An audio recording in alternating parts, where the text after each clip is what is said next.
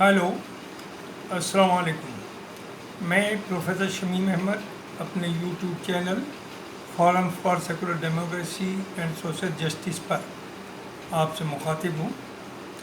आज का मेरा टॉपिक है या कि ये डिस्कशन है जो रिसेंटली पटना में अपोजिशन पार्टीज़ की मीटिंग हुई उसके बारे में। ये मीटिंग जिसकी बहुत लोगों को कम उम्मीद थी, ज़रूरत से ज़्यादा कामयाब हुई। 15 पार्टीज़ के अपोजिशन पार्टी जो हैं, जो एनडीए में नहीं है, अलग हैं, जो बीजेपी को सपोर्ट नहीं करती, वो उनके तकरीबन 32 लीडर्स मीटिंग में प्रेजेंट थे। मीटिंग में जो प्रॉब्लम नज़र आ रही थी लोगों को, ममता की और केजरीवाल साहब के बारे में, कि शायद वो कुछ प्रॉब्लम क्रिएट कराएं और ये यूनिटी जो एफर्ट्स हैं ये कामयाब ना हो। लेकिन ऐसा नहीं हुआ। थोड़े से कुछ मामलात उठे, लेकिन उन पे नाउम्मीदी नहीं होगी और उनसे अच्छी उम्मीद ही नज़र आएगी। सबसे बड़ी बात तो ये है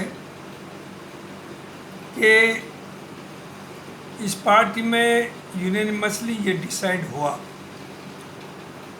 कि they will contest 2024 election together. सब मिल करके इलेक्शन इकट्ठा लड़ेंगे। और अब आती है, ज़ाहिर जब इलेक्शन लड़ना है तो सीट शेयरिंग जो है, क्योंकि ये भी तय हुआ कि फाइट जो होगी 1:1 होगी। बीजेपी के एक कैंडिडेट के खिलाफ अपोजिशन पार्टीज़ का एक ही कैंडिडेट खड़ा किया जाएगा। और जाहिर है अगर ये मटेरियलाइज होता है तो बीजेपी के लिए एक बड़ी परेशानी होगी। इतनी आसानी से ये तो नहीं कह सकते कि हार जाएगी, लेकिन जीतना भी बहुत आसान नहीं होगा। राहुल ने शुरुआत की एक बहुत अच्छे नोट से।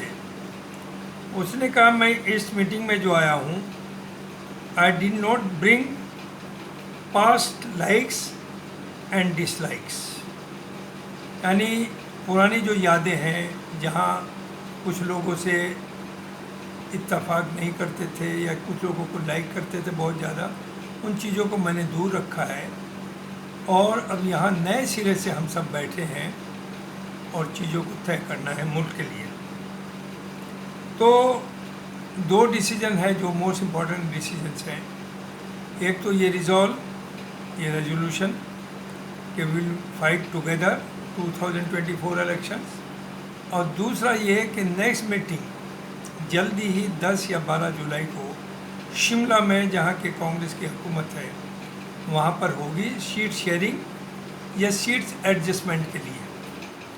देखिए, सीट शेयरिंग और एडजस्टमेंट अलग अलग है।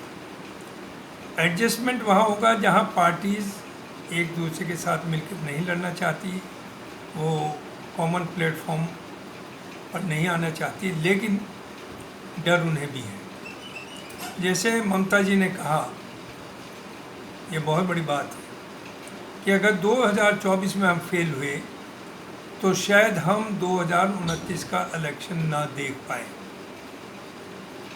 उसके बाद आइए, जो मेन मुद्दा है जिसे बहुत डिस्प्रपोर्शनली कुछ न्यूज़ चैनल्स ने उछाला है, केजरीवाल का। देखिए, केजरीवाल का ये कंसर्न जायज़ है कि जो दिल्ली ऑर्डिनेंस लाया गया है उसमें कांग्रेस उन्हें सपोर्ट करे। केजरीवाल ने भी अपने को बहुत चेंज किया है। केजरीवाल को बीजेपी की बी टीम कहा जाता था, केजरीवाल को आरएसएस का कहा जाता था, लेकिन केजरीवाल के ऊपर जिस तरह से अटैक किया है बीजेपी हुकूमत ने, अब उसे भी एहसास हो गया कि वो जो उसकी नीति थी, अकेला चलो, ना कांग्रेस के साथ ना बीजेपी के साथ, वो बड़ा मुश्किल है सर्वाइव करना। लिहाजा उसके पास ऑप्शन थे, वो कंप्रोमाइज़ कर लेता बीजेपी से, उसने नहीं किया, वो अपोजिशन के साथ आया। अब आगे बढ़िए कि अब कांग्रेस भी अपने अग्रवाल में मुद्दे डाल के देखे कि दिल्ली के इश्यूज पर अब पिछले 5-6 साल के अंदर जब से आप पार्टी आई है, कांग्रेस ने बीजेपी से हाथ मिलाया इसे ह्यूमिलेट करने में और इसमें कि ये काम ना कर पाए। देखिए केजरीवाल अब एक रियलिटी है। आप कांग्रेस हो या बीजेपी हो, अगर वो ये समझती है कि इसे ख़त्म कर देंगे तो इससे नुकसान होगा सबका। केजरीवाल ने डिलीवर किया है। केजरीवाल ने 3 इलेक्शन दिल्ली में लड़े हैं, 2 इलेक्शन लड़े हैं, दोनों में मोर देन 90% सीट्स लाया है। केजरीवाल पंजाब में कामयाब हुआ है और केजरीवाल ने यूपी में भी एंट्री अपनी की है। तो उसे आप राइट ऑफ नहीं कर सकते, उसे कॉन्फिडेंस में लेना है। उसने जाहिर है कांग्रेस प्रेसिडेंट को, राहुल गांधी को ख़त लिखा कि मुझे टाइम दीजिए, मैं बात करना चाहता हूँ। तो ये एक बहुत बड़ी चीज़ है। जो आदमी बात ही नहीं करता था, जो अलग थलग रहता था, वो इस हद तक आगे बढ़ा है। तो मैं समझता हूँ कांग्रेस को भी इसमें लार्ज हार्टेडनेस दिखानी चाहिए। और जो इस तरह के इश्यूज हैं, चूँकि जो दिल्ली में ऑर्डिनेंस लाया कि एक इलेक्टेड गवर्नमेंट के हाथ में कोई पावर ही नहीं है, ये दूसरी स्टेट्स में भी आ सकता है। तो इसमें कांग्रेस को थोड़ा सा लार्ज हार्टेडनेस दिखानी पड़ेगी। और नहीं, ऐसा नहीं है कि होप ख़त्म हो गई। ये चाहते थे केजरीवाल कि यही प्लेटफॉर्म से कांग्रेस अपना स्टैंड क्लियर करे। खड़गे जी ने ये कहा है कि नेक्स्ट पार्लियामेंट का सेशन जब शुरू होगा उसके बिगनिंग में, और जब ये मामला आएगा ऑर्डिनेंस को अप्रूव करना होगा पार्लियामेंट को, तो हम अपना स्टैंड क्लियर करेंगे। एंड आई एम होपफुल, क्योंकि बहुत सी बात है इन बिटवीन। कांग्रेस सर्टेनली सब अपोजिशन के साथ और दिल्ली हुकूमत के साथ इस मामले में आएगी। अब दूसरा मामला है, अगर पुरानी बातों को देखेंगे तो जैसे कश्मीर के लीडर्स ने कहा, ख़ासतौर से पीडीपी महबूबा, जो खुद रेस्पॉन्सिबल है कश्मीर को बर्बाद करने के लिए, ये इतनी खुद गर्ज हो गई थी कि इसने बीजेपी से मिलकर के अलायंस किया और गवर्नमेंट बनाई, और आज वो उसके खिलाफ आवाज़ उठा रही है। तो उसकी बात को तो कोई वजन नहीं दिया जा सकता। And she is the most opportunist lady. लेकिन स्टिल उन्होंने बात अच्छी कही कि जब एब्रोगेशन किया गया 370 आर्टिकल को, और साथ साथ जम्मू एंड कश्मीर को 2 यूनियन टेरिटरीज में बांट दिया गया, उस वक्त ज़्यादातर अपोजिशन पार्टीज कुछ ना कुछ बोली उसके खिलाफ, लेकिन केजरीवाल उस पर एक वर्ड नहीं बोले। तो गलती सभी से हुई है। लेकिन वही बात जो राहुल गांधी ने कहा कि मैं अपनी लाइक्स एंड डिसलाइक्स को जो हिस्टोरिकल हुई है उन्हें पीछे छोड़ के आया। वही मामला है अब केजरीवाल का भी, ममता का भी, सभी का, कि उन बातों को पीछे क्या हुआ उन्हें छोड़ दीजिए। गलतियाँ सब ने की हैं, बड़ी बड़ी गलतियाँ की हैं। इस वक्त जो है अपोजिशन के सर्वाइवल का मामला है, और जो ममता जी ने कहा ये सही है और इसका सबको एहसास है।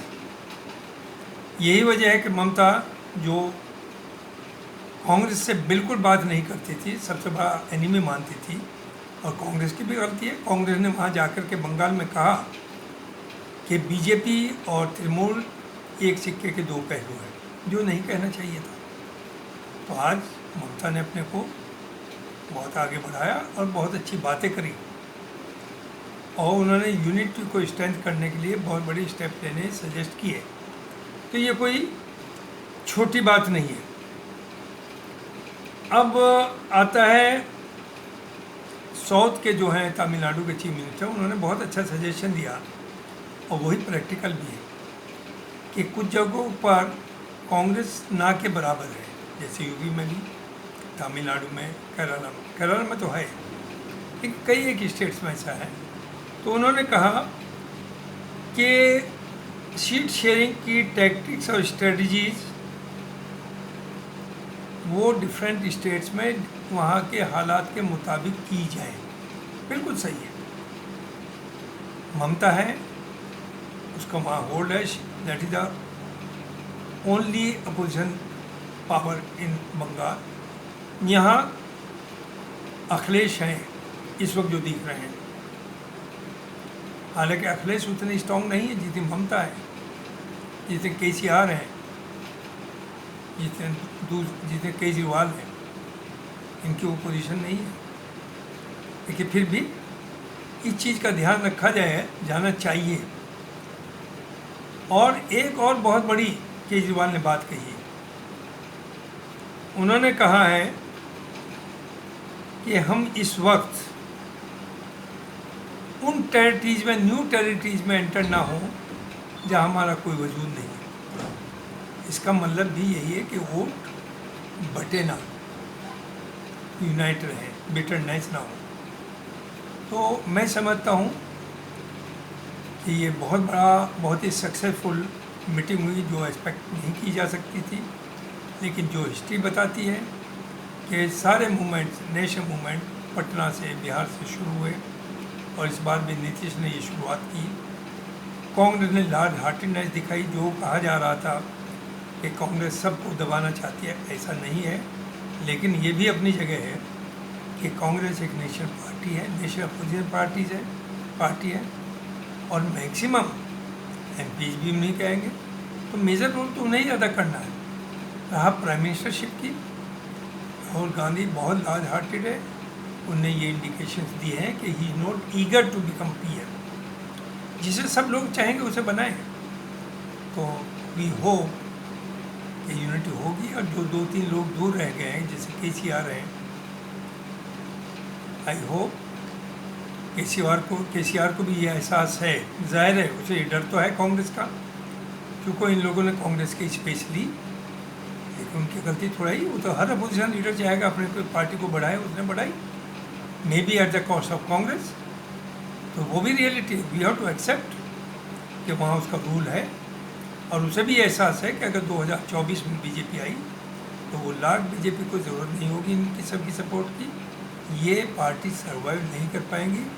तो मैं समझता हूँ ये जो, और ये कहा भी है नीतीश जी ने कि अभी तकरीबन 10 पार्टी और हैं जो उनके कांटेक्ट में, जो देर सवेर इन 15 पार्टी को ज्वाइन करेंगी और एक ग्रैंड अलायंस बनेगा। Thank you very much. ये मुझे आज का कहना था। बहुत बहुत शुक्रिया।